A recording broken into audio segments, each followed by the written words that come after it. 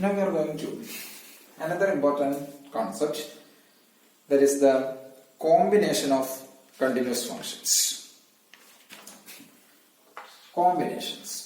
Combination means combination of continuous functions. So let A is a part of A is a subset of A, and define the functions f, g and h. They are from A to 1. So which are continuous at C? Which are continuous at C following R. Sorry, C following E. Or C following R. Which are continuous at the point C. Then F, G, H are the functions. Sorry, F, G, H are the functions which are continuous. F, G and H are the functions from A to 1, which are continuous at the point C following E. F is from A to 1, G is again from A to 1, H is also from A to 1.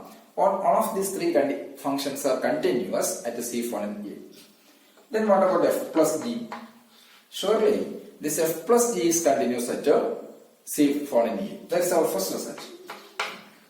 Why? F plus G is continuous at C following E. How to prove this one? We know that F and G are continuous. F and G are continuous. Proof is in this way. F and G are continuous at C following E. That means limit f of x equals f of c. Limit x tends to c, f of x equals f of c. Okay. Similarly, g is also continuous. Means limit x tends to c, g of x equals g of c. Why? Because f and g are continuous. Since f and g are continuous, then limit x tends to c, f of x equals f of c. Yes, h is need not here. H is not a necessary argument here. Not argument. F and G are continuous at C following A. Then, since f is continuous at C following A, means limit x tends to C, f of x equals f of c. Similarly, G is continuous at C following A, means limit x tends to C, g of x equals g of c. Now, to prove f plus g is continuous, we have to show that limit f plus g of x, limit x goes to c of f plus g of x equals f plus g of c. By using the property of limit, this is nothing but limit x tends to c of f of x plus limit x tends to c of g of x. What is limit x tends to c of f of x? It is given f of c. Plus what about this one? This is g of c. F of c plus g of c means it is f plus g of c. Okay, that means limit x tends to c of f plus g of x equals f plus g of c. Limit x tends to c of f plus g of x is f of f plus g of c, means this f plus g is continuous. That implies f plus g is continuous at C following A. So similarly, you can show that this f minus g is also continuous at C following A. Again, f into g is continuous at C following A. If g of A differs from 0, then f by g is also continuous at C following A. The similar argument. If f and g are continuous, then we know that limit x tends to c of f of x equals f of c, and limit x tends to c g of x equals g of c. So this ensures the continuity of the following functions at the point C following A. Then immediately we can show that by using the property of limit f plus g, f into f minus g, f into g, and f by g when g of a differs from g of c differs from 0, g of c differs from 0, then are continuous at the particular given point. Okay, so this is the combination of continuous functions. Now we know that the polynomial function is always continuous function. A polynomial function. Why a polynomial function is continuous? So let's consider a polynomial function p of x. P of x equals a0 plus a1x plus a2x square plus etc. plus a n exponent. Suppose p of x is a polynomial of degree n. So what about the limit extends to c of p of c?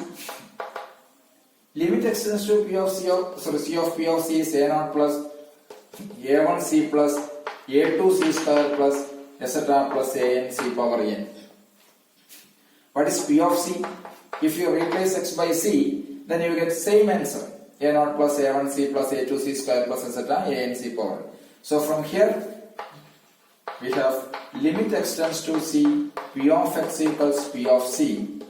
That means the polynomial, as by the definition of continuity, the polynomial function is always continuous. Polynomial function continuous. What about the rational function? Consider r of x. R of x equals some f of x by g of x. Where f of x and g of x both are polynomial functions. This is a rational function. R of x is a rational function.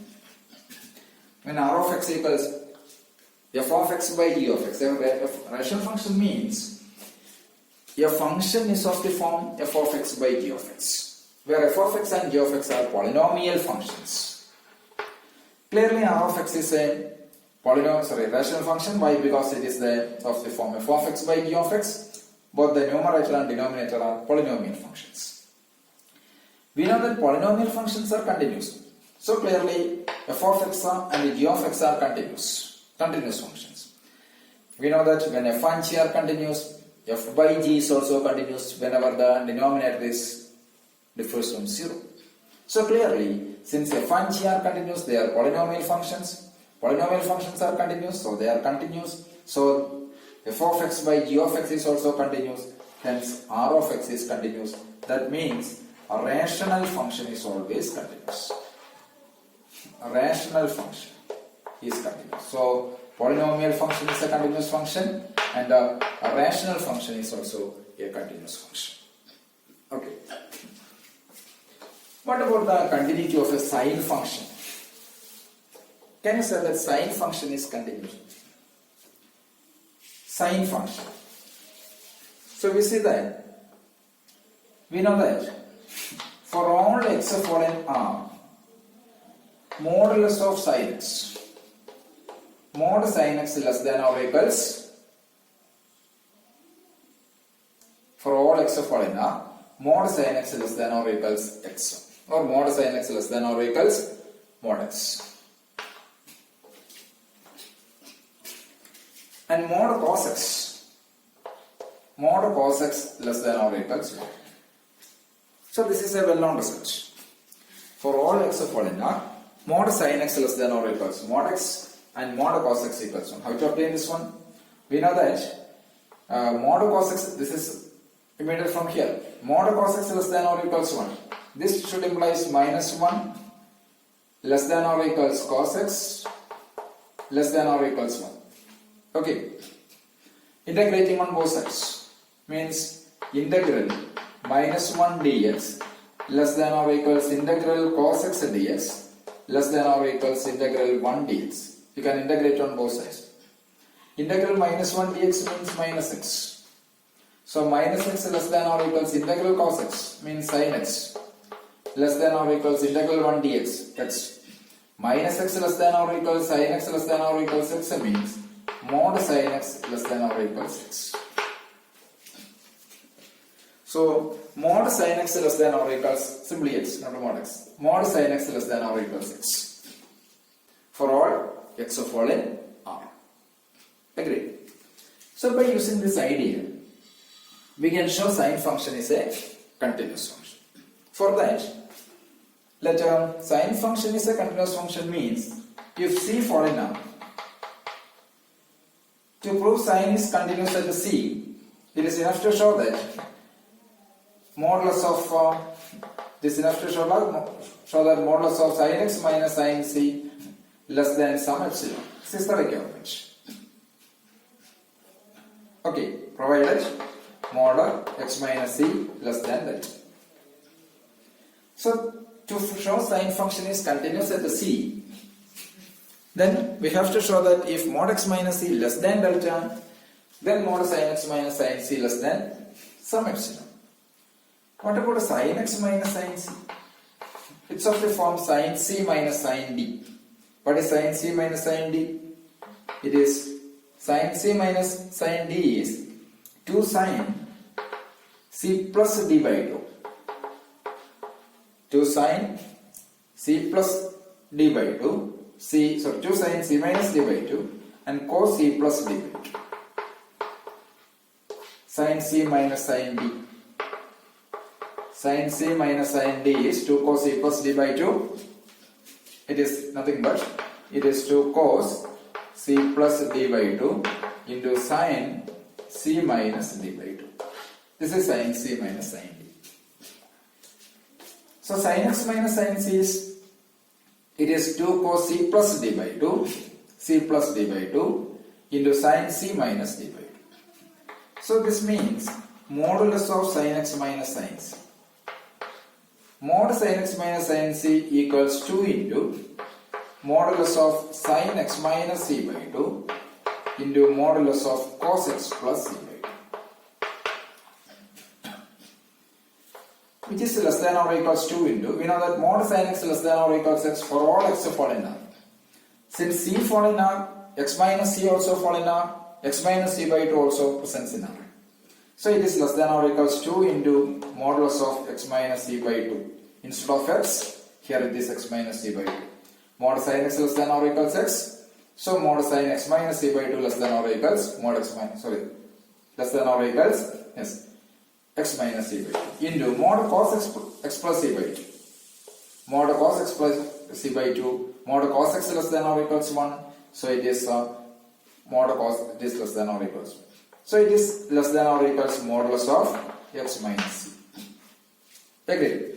So finally, mod sin x minus sin c less than or equals mod x minus c. So if mod x minus c less than delta, then surely modulus of sin x minus sin c less than some delta or epsilon.